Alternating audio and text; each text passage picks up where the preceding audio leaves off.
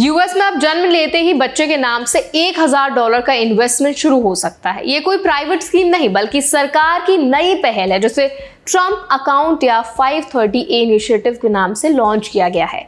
तो आज इस वीडियो में हम क्लियर तरीके से समझेंगे ये अकाउंट कैसे काम करेगा, 2025 से 2028 के बीच जन्म लेने वाले बच्चों के लिए एलिजिबिलिटी क्या है, कौन कौन क्वालिफाई करेगा, इंडियन पेरेंट्स और H1B होल्डर्स के बच्चों को इसका फायदा मिलेगा या नहीं, और पेरेंट्स को कौन से लीगल स्टेप्स पूरी करने होंगे ताकि ये बेनिफिट मिस ना हो। तो चलिए फिर जल्दी से वीडियो को स्टार्ट करते हैं। हाय, मेरा नाम है वर्षा दुबे, आप मुझे देख रहे हैं NBT टेक एड पर। इस इनिशिएटिव का मकसद ये बताया गया है कि बच्चा अपनी जिंदगी की शुरुआत डेट से नहीं बल्कि एसेट से करे। सरकार हर एलिजिबल न्यूबॉर्न के नाम से एक टैक्स फ्री इन्वेस्टमेंट अकाउंट खोलेगी और उसमें शुरुआत में $1000 जमा करेगी।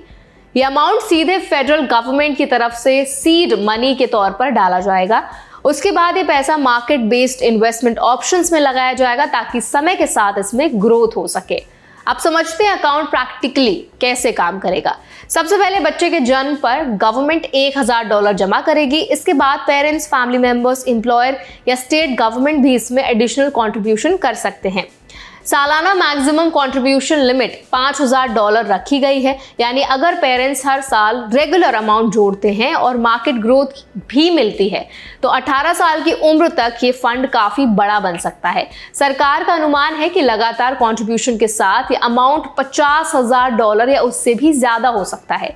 ये पैसा हायर एजुकेशन, फर्स्ट होम की डाउन पेमेंट या बिजनेस शुरू करने जैसे बड़े गोल्स के लिए इस्तेमाल किया जा सकता है। अब सबसे जरूरी हिस्सा है एलिजिबिलिटी रूल्स की।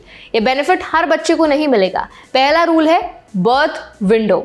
बच्चा 1 जनवरी 2025 से 31 दिसंबर 2028 के बीच जन्मा होना चाहिए। अगर जन्म 2025 से पहले या 2028 के बाद होता है तो वो स्कीम में शामिल नहीं होगा। दूसरा रूल है सिटीजनशिप। बच्चा जन्म के समय यूएस सिटीजन होना चाहिए। तीसरा जरूरी पॉइंट है वैलिड सोशल सिक्योरिटी नंबर यानी कि SSN। बिना SSN के अकाउंट एक्टिवेट नहीं होगा। चौथा स्टेप है एक्टिवेशन प्रोसेस। पेरेंट्स या लीगल गार्डियन को जरूरी फॉर्म्स भरकर अकाउंट एक्टिवेट करना होगा, तभी ये इन्वेस्टमेंट ऑफिशियली मैनेज किया जा सकेगा। अब इंडियन पेरेंट्स के लिए सबसे बड़ा सवाल यही है कि क्या उनके बच्चे को भी $1000 का फायदा मिलने वाला है। ये रूल साफ है। अगर इंडियन कपल यूएस में रहता है और बच्चा वहीं पैदा होता है तो बर्थ राइट सिटीजनशिप के प्रिंसिपल के तहत बच्चा आमतौर पर यूएस सिटीजन माना जाता है। इसका मतलब ये हुआ कि अगर बच्चा एलिजिबिलिटी पीरियड यानी 2025 से 2028 के बीच यूएस में जन्म लेता है तो वो सिटीजन होगा और ट्रम्प अकाउंट के लिए क्वालिफाई करेगा, चाहे पेरेंट्स H1B, L1, F1 या ग्रीन कार्ड स्टेटस में हो। यहाँ एक प्रैक्टिकल सलाह बहुत जरूरी है। इंडियन पेरेंट्स को बच्चे के जन्म के तुरंत बाद SSN के लिए अप्लाई करना चाहिए। सोशल सिक्योरिटी नंबर मिलने में देरी हुई तो अकाउंट एक्टिवेशन में भी डिले हो सकता है। साथ ही IRS के रिक्वायर्ड फॉर्म्स जैसे कि फॉर्म 4547 समय पर पूरा करना जरूरी होगा। अगर फॉर्म्स अधूरे भरे गए या गलत जानकारी दी गई तो बेनिफिट रुक सकता है। इसलिए डॉक्यूमेंटेशन में एक्यूरेसी बहुत अहम है। अब बात करते हैं किन्हें ये स्कीम्स नहीं मिलेगी। तो जो बच्चे यूएस सिटीजन नहीं हैं, जैसे कि अगर जन्म यूएस के बाहर हुआ है और सिटीजनशिप ऑटोमेटिकली नहीं मिली तो वो एलिजिबल नहीं होंगे। जिनके पास वैलिड SSN नहीं है वो भी बाहर रहेंगे। और अगर पेरेंट्स रिक्वायर्ड एक्टिवेशन स्टेप्स पूरे नहीं करते तो वो भी अकाउंट शुरू नहीं कर पाएंगे। इंडियन एक्सपैट फैमिलीज के लिए स्कीम लॉन्ग टर्म प्लानिंग का एक अच्छा मौका हो सकता है। अगर पेरेंट्स हर साल $2000 या $3000 भी ऐड करते हैं और मार्केट ग्रोथ मिलती है तो कॉलेज एजुकेशन का बड़ा हिस्सा कवर हो सकता है। लेकिन ध्यान रहे कि मार्केट लिंक्ड अकाउंट है, इसीलिए रिटर्न्स गारंटीड नहीं होते। पेरेंट्स को इन्वेस्टमेंट ऑप्शन समझकर डिसीजन लेना होगा।